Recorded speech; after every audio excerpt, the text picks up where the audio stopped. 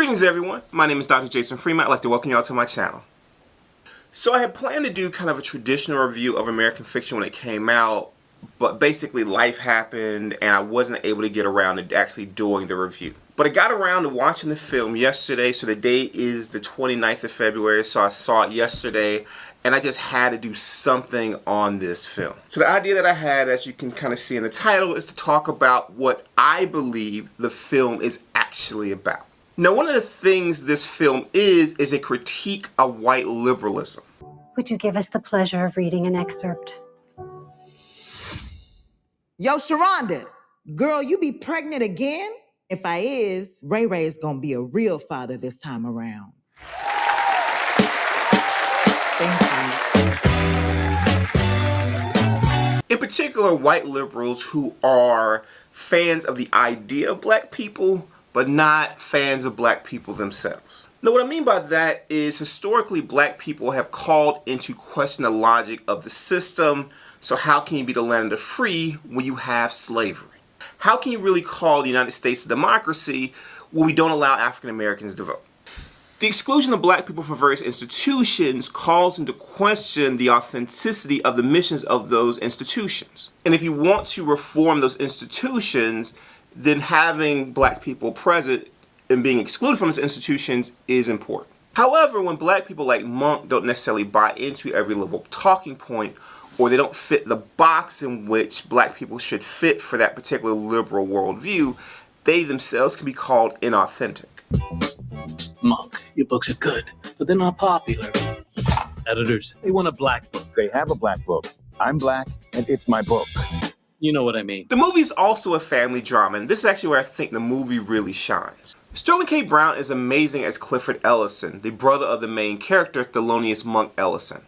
He brings chaos, comedy, and some tender moments to the film. He's also the source of pretty much all of the family drama.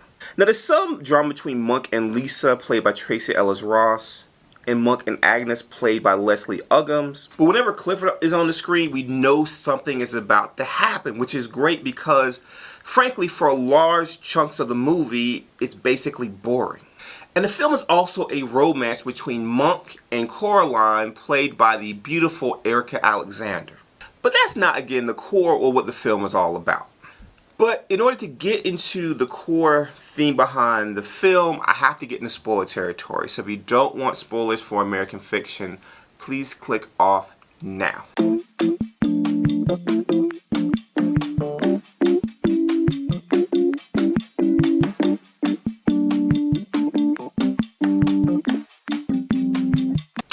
Alright, you've been warned.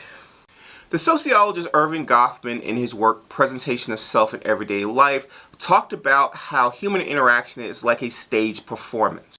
There are roles, there are scripts, there's even a front stage and a backstage self. And as actors in the play of human interaction, we try to manipulate how people perceive us by essentially wearing masks. Goffman writes, "Sometimes an individual will act in a thoroughly calculating manner, expressing himself in a given way solely in order to give the kind of impression to others that is likely to evoke from them a specific response he is concerned to obtain." Now, of course, the obvious interpretation of American fiction is that Stagg R. Leigh, the character that Thelonious Monk Ellison creates, is the mask. But I'll argue there's a little bit more, or a lot more complicated than that. In reality, or in the reality of the film at least, both Monk and Stagg R. Leigh are the mask. Let me explain. In the scene where Lisa has her heart attack, she says that her father had two emotions, boredom and rage. And at the end of the film, Monk's mother, Agnes, describes how his father is a genius who is lonely and detached, and how Monk is just like him. And so in those two conversations, we start to see the reality of who Monk is. He's disconnected, he is angry, he is sad, he is lonely. That's the real Monk. And we see glimpses of the real Monk throughout the film. For example, we see that he is been separated from his brother Cliff for at least a decade. He hasn't even checked on him. That distance is very much kind of like the loneliness that we would infer that his father had as they were growing up. At various points, he pretends to be concerned, but again, he's been gone for over a decade. And at the beginning of the film, he essentially just doesn't want to go home to see his family. He's really essentially forced to because of his forced leave of absence. We see glimpses of the real Monk throughout the film. His condescending judgments disguised as questions. Growing cucumbers count as mental exercise? I hate when you do that. Why? You share your condescending opinion as a question, trying to disguise the condescension. Why don't you just say that you think the gardening is idiotic? Him telling his brother to act civilized, and his brother's basically saying, "You're just like our father." Man, be civilized. You're just like our dad, man. So you do right by me, Monk. Swear to fucking God.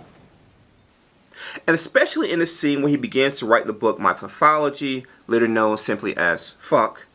The two characters played by Keith David and Okiarite Onaduan of Hamilton fame, the son basically says, "Well, I ain't shit, and basically because you ain't shit." So cause you ain't shit, I ain't shit. Cause you ain't shit, I ain't shit. In that particular scene, we can imagine that Monk is really talking to his father. Just switch out the two hood dudes to two upper middle class black men, with the younger one being Jeffrey Wright's character Monk. And it makes sense. As a writer, you pull from your own experiences.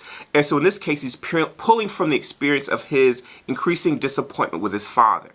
As is revealed early in the film and really throughout the film, his father's an adulterer. He was an OBGYN who would go ahead and have affairs on Monk's mother.